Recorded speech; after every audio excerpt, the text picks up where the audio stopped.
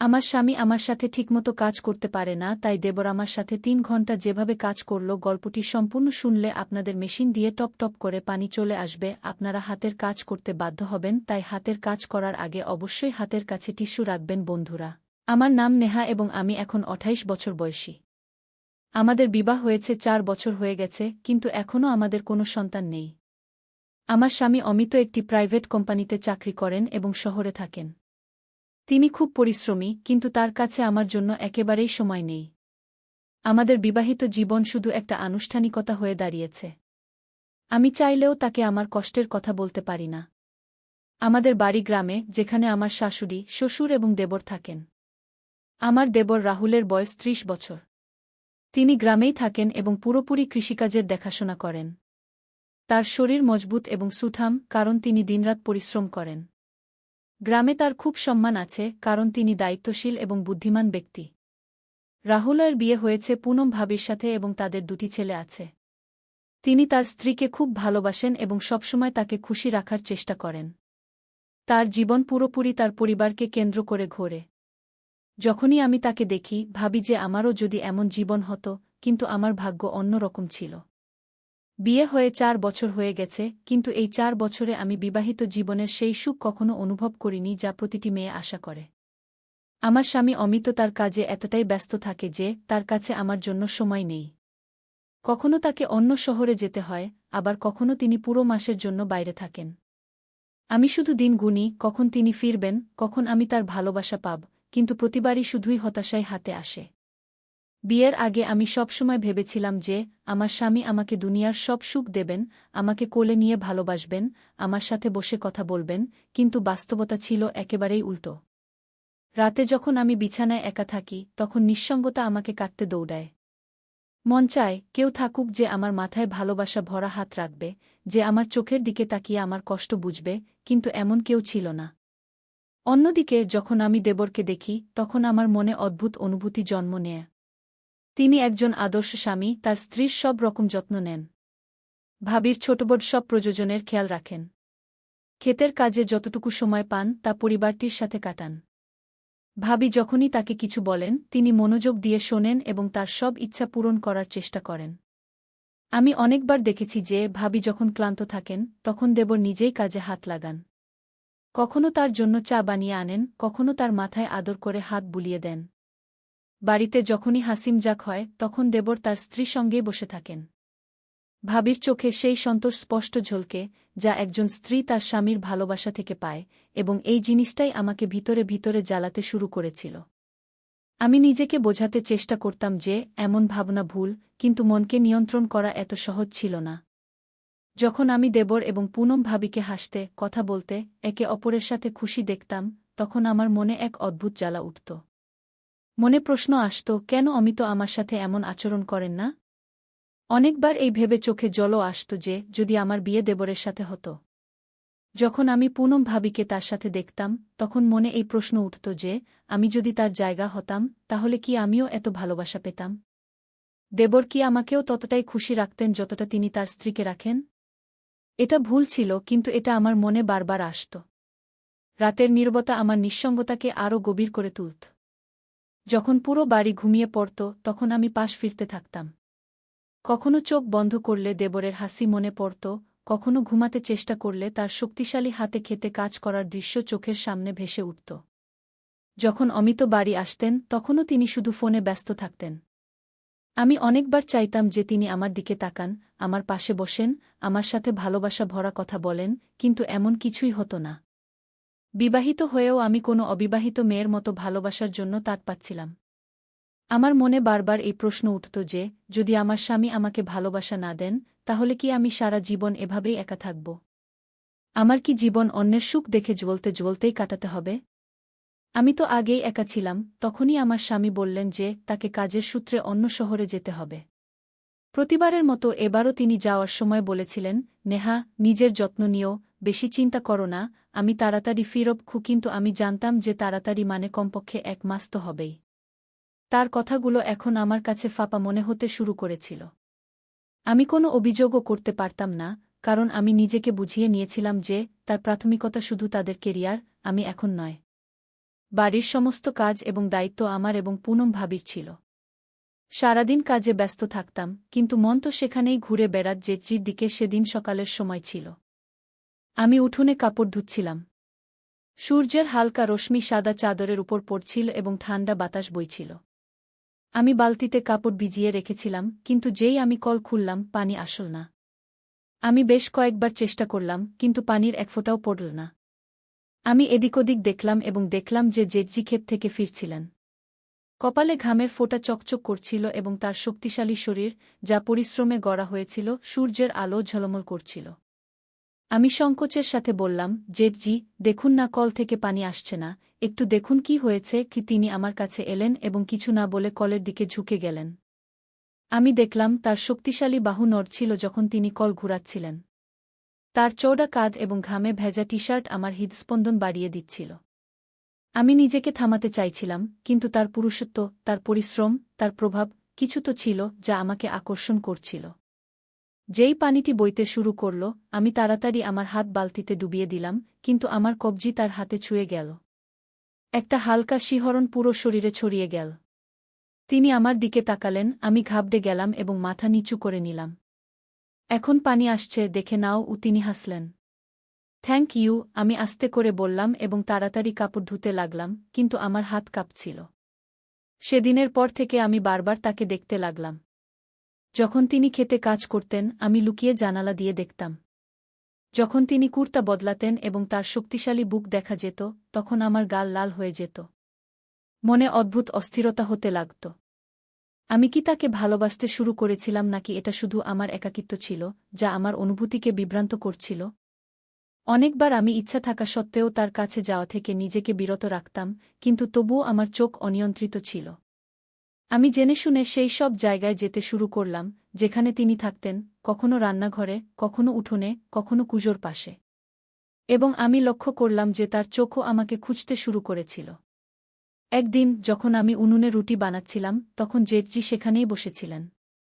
আমি হালকাভাবে আটায় মাখা হাত আমার চুলে বুলিয়ে দিলাম এবং আমার বেনি খুলে গেল। চুল আমার কোমরে পড়ে গেল। আমি দেখলাম তার চোখ আমার উপর স্থির হয়ে গেছে। আমার হৃদয় জোরে ধড়ফড় করতে লাগল।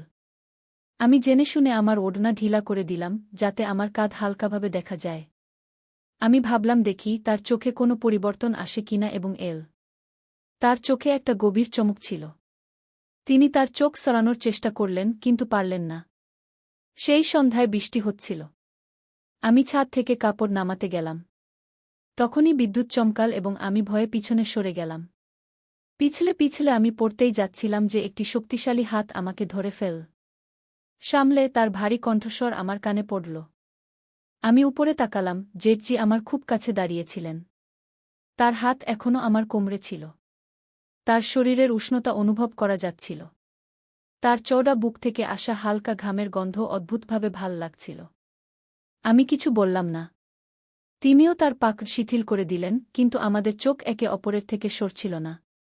সেই মুহূর্তে আমি বুঝতে পারলাম যে এটা শুধু আকর্ষণ ছিল না, আমার হৃদয় কবেই তার সীমা ছাড়িয়ে গিয়েছিল। সেদিনের পর থেকে কিছু বদলে গিয়েছিল, বা হয়তো আমিই বদলে গিয়েছিলাম। আগে যেখানে আমি আমার স্বামীর ভালোবাসার জন্য তর্ষে থাকতাম, এখন আমার চোখ অন্য কাউকে খুঁজতে শুরু করেছিল। আমি চাইলেও তাকে উপেক্ষা করতে পারছিলাম না। তার শক্তিশালী দেহ, তার গভীর চোখ, তার আপনত্ব, সবকিছু আমাকে তার দিকে টানছিল। তিনি আগেও একই রকম ছিলেন, কিন্তু আমি প্রথমবারের মতো তাকে এই দৃষ্টিতে দেখছিলাম। মনে প্রশ্ন উঠছিল, এটা কি শুধু আমার একাকিত্বের প্রভাব ছিল, নাকি সত্যিই আমার হৃদয়ে তার জন্য কোনো বিশেষ জায়গা তৈরি হয়েছিল? আমি এই প্রশ্নগুলোর সাথে লড়াই করতাম, কিন্তু উত্তর কখনো পরিষ্কার হতো না। যখনই আমি নিজেকে বোঝাতে চেষ্টা করতাম, কোনো না কোনো ঘটনা আমাকে আবার সেই মোড়ে নিয়ে আসত, যেখানে আমার হৃদস্পন্দন দ্রুত হয়ে যেত। এখন আমি চাইতাম যে জেঠজি আমার সাথে কথা বলুন, আমি চাইতাম যে তিনি আমার দিকে তাকান, আমার যত্ন নেন যেমন তিনি ভাবির নিতেন। কিন্তু তিনি তো আমার সাথে তেমনি আচরণ করতেন, যেমন আগে করতেন, সম্মান এবং মর্যাদার সাথে। এই বিশ্বাসটাই আমাকে আরও অস্থির করে তুলছিল। আমি তার কাছে শুধু তার ছোট ভাবি ছিলাম, এর বেশি কিছু নয়। কিন্তু আমি এখন শুধু তার ছোট ভাবি হয়ে থাকতে চাইতাম না। অনেকবার আমি চেয়েছিলাম যে তাকে কিছু বলি, কিন্তু বলতাম কি? আমি তাকে বলতে পারতাম যে আমার মন তার দিকে টানছে। একটি সন্ধ্যায় আমি উঠোনে একা বসেছিলাম। জেঠজি কাছেই চেয়ারে বসে তার ফোনে কিছু দেখছিলেন। পরিবেশ শান্ত ছিল, কিন্তু আমার মনে অস্থিরতা চলছিল। আমি বহুবার চেয়েছিলাম তাকে কিছু বলতে, কিন্তু আমার ঠোঁট কিছু বলার আগেই কাঁপতে শুরু করত। হঠাৎ তিনি আমার দিকে তাকালেন এবং বললেন, "কি হয়েছে, নেহা? তুমি কি কিছু বলতে চাইছ?" তার কণ্ঠে সেই একই আপনত ছিল যা সবসময় থাকত। আমার মনে হলো এখন সময় এসেছে, এখন আমার মনের কথা বলে দেওয়া উচিত। আমি সাহস জোগাড় করলাম। আমি ধীরে বললাম, "জেঠজি, আপনি খুব ভালো।" তিনি একটু চমকে উঠলেন, তারপর হালকা হাসি দিয়ে বললেন, "আরে, এটা তো আমি আগে থেকেই জানতাম, কিন্তু আজ হঠাৎ এই প্রশংসা কেন?" আমি চোখ নামিয়ে নিলাম। আমি তাকে সব কিছু বলতে চেয়েছিলাম, যে আমি তার কাছে আসতে চাই, যে যখন তিনি আমার আশেপাশে থাকেন তখন আমি এক অদ্ভুত শান্তি পাই, যে যখন তিনি মাঠে কাজ করেন তখন আমি তাকে লুকিয়ে লুকিয়ে দেখি, যে যখন তিনি আমার কবজি ছুঁয়েছিলেন তখন থেকে আমার হৃদয় বেকাবু হয়ে গেছে। কিন্তু আমি কিছুই বলতে পারলাম না, শুধু হালকা হাসি দিলাম। জেঠজির প্রতি আমার আকর্ষণ এখন একটি খোলা রহস্যের মতো ছিল, অন্তত আমার হৃদয়ের কাছে। যখনই আমি তাকে দেখতাম হৃদয়ে অদ্ভুত চাঞ্চল্য হতো। তার কণ্ঠস্বর, তার হাসি, তার মাঠে কাজ করা, সবকিছু আমাকে তাকে আরও টানছিল। কিন্তু এই আকর্ষণ একতরফা ছিল। জেঠজি হয়তো কখনো অনুভব করেননি যে তার ছোট বৌদি তাকে এভাবে দেখেন। তার কাছে আমি শুধু পরিবারের একজন ছিলাম, শুধু অমিতের স্ত্রী। তিনি কখনো এমন কিছু করেননি যাতে মনে হয় যে তিনিও আমার সম্পর্কে কিছু ভাবেন, এবং এই বিশ্বাসটাই আমাকে আরও অস্থির করে তুলছিল। তারপর সেই দিন এল যখন অমিত 1 মাস পর বাড়ি ফিরলেন। আমি ভেবেছিলাম যে আগের মতো এবারও তিনি শুধু তার কাজের কথা বলবেন এবং আমাকে উপেক্ষা করবেন, কিন্তু এবার কিছু বদলে গেছে বলে মনে হল। বাড়িতে ঢুকেই তিনি জিনিসপত্র রাখলেন এবং সোজা আমার দিকে এলেন। "কেমন আছো, নেহা?" তার কণ্ঠে আগের মতো শীতলতা ছিল না। তার মুখে সেই পুরানো ভালোবাসা ফিরে এসেছিল, যা আমি বিয়ের শুরুর দিনগুলিতে দেখেছিলাম। আমি হালকা হাসি দিয়ে বললাম, "ভালো আছি। আপনি কেমন আছেন?" আমি আশা করিনি যে তিনি আমার কাছে এসে আমার হাত ধরবেন, কিন্তু তিনি তাই করলেন। তার স্পর্শ আলাদা ছিল, আগের মতো নয়, বরং আরও গভীর, আরও সত্য। "নেহা, আমি জানি যে আমি তোমাকে আগের মতো সময় দিতে পারিনি, কিন্তু এখন আমি চেষ্টা করব।" আমার হৃদয় ধড়ফড় করে উঠল। একই সেই অমিত ছিলেন যার অনুপস্থিতি আমাকে অন্য কারো দিকে টেনে নিয়েছিল। এখন আমার সামনে দুটি পথ ছিল, একটি যা আমি এতদিন ধরে দেখছিলাম, অর্থাৎ জেঠজি, এবং অন্যটি যা আমি কখনো গ্রহণ করিনি, অর্থাৎ অমিত। আমার হৃদয়ে চাঞ্চল্য শুরু হল। আমি কি এখনও জেঠজির জন্য একই অনুভূতি রাখি? সেই রাতে যখন আমি একা ঘরে বসেছিলাম, তখন আমি নিজেকে এই প্রশ্ন করলাম, এবং উত্তর ধীরে ধীরে স্পষ্ট হতে লাগল। যখন আমি আমার জীবনকে ভালো করে দেখলাম, তখন অনুভব করলাম যে জেঠজির প্রতি আমার আকর্ষণ ভালোবাসা ছিল না, বরং শুধু একটি অপূর্ণ চাহিদা ছিল, সেই চাহিদা যা আমি আমার স্বামীর মধ্যে দেখতে চেয়েছিলাম, কিন্তু কখনো দেখতে পাইনি। যখন আমি অমিতের কাছ থেকে সেই ভালোবাসা পাইনি, যা আমার প্রয়োজন ছিল, তখন আমি তা অন্য কোথাও খুঁজতে শুরু করেছিলাম। এবং সেই অন্য কোথাও আমার নিজের বাড়িতে, জেঠজির রূপে। কিন্তু জেঠজি কি কখনো অনুভব করেছিলেন যে আমি তার জন্য কিছু অনুভব করতে শুরু করেছিলাম? না। তিনি কি কখনো আমার চোখে কোনো পরিবর্তন দেখেছিলেন? না। এবং এটাই সঠিক ছিল। তিনি ঠিক তেমনি ছিলেন যেমন সবসময় ছিলেন, তার মাঠ এবং পরিবারে ব্যস্ত, তার সন্তান এবং স্ত্রীর প্রতি সমর্পিত। আর আমি এখন ধীরে ধীরে এই অনুভূতি থেকে বেরিয়ে আসছিলাম। অমিত এখন সত্যিই বদলে গিয়েছিলেন। তিনি এখন আমার সাথে বেশি সময় কাটাতে শুরু করেছিলেন। রাতে যখন আমি পাশ ফিরতাম তখন তিনি আমার হাত ধরে ঘুম পাড়াতেন। এখন যখন আমি উঠোনে বসি তখন আমার চোখ জেঠজির দিকে যায় না। এখন যখন তিনি মাঠে যান তখন আমি লুকিয়ে তাকে দেখার চেষ্টা করি না। এখন যখন তিনি আমার কাছে থাকেন তখন আমার হৃদয় জোরে ধড়কে না, কারণ এখন আমি বুঝতে পেরেছি যে আমার যে ভালোবাসা দরকার ছিল তা অন্য কোথাও নয়, আমার নিজের স্বামীর কাছেই ছিল। সবকিছু বদলে গিয়েছিল, কিন্তু একটি জিনিস যা কখনো বদলায়নি, তা হল জেঠজি কখনো অনুভব করেননি যে আমি তাকে পছন্দ করতাম। এবং হয়তো এটাই ভালো ছিল। আমার হৃদয়ে যে অনুভূতিগুলি ছিল তা এখন হারিয়ে গেছে। জেঠজি এখনও একই রকম হাসি খুশি, তার কাজে ব্যস্ত, তার স্ত্রী এবং সন্তানদের সাথে খুশি। আমি এখনও সেই একই বাড়িতে আছি, কিন্তু এখন আমার মনোযোগ শুধু আমার স্বামী এবং আমার বিবাহে। কখনো কখনো কিছু ভালোবাসা শুধু অনুভূতি হয়ে থাকে, কাউকে জানানো ছাড়াই।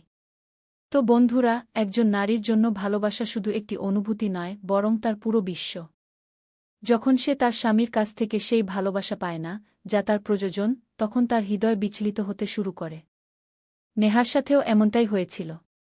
অমিত যদি সময়মতো না বদলতেন, তাহলে হয়তো তার একাকিত্ব তাকে এমন পথে নিয়ে যেত, যেখানে দুটি পরিবার ধ্বংস হতে পারত, তার নিজের এবং তার জেঠের। তাই প্রত্যেক স্বামীর বুঝতে হবে যে, তার স্ত্রী শুধু রুটি বানানো এবং ঘর সামলানোর জন্য নয়, তারও ভালোবাসা, সম্মান এবং আপনত্ব প্রয়োজন। যদি সে এসব না পায়, তাহলে সে অন্য কোথাও ভালোবাসা খুঁজতে শুরু করে, এবং এটাই যেকোনো সম্পর্ক ভাঙার সবচেয়ে বড় কারণ হয়ে দাঁড়ায়। আপনার এই গল্পটি কেমন লাগল? যদি আপনার এই গল্পটি পছন্দ হয়ে থাকে, তাহলে লাইক করুন, কমেন্ট করে আপনার মতামত জানান এবং আমাদের চ্যানেল সাবস্ক্রাইব করুন, যাতে এরকম আরও হৃদয়স্পর্শী গল্প আপনার কাছে পৌঁছাতে পারে। ধন্যবাদ।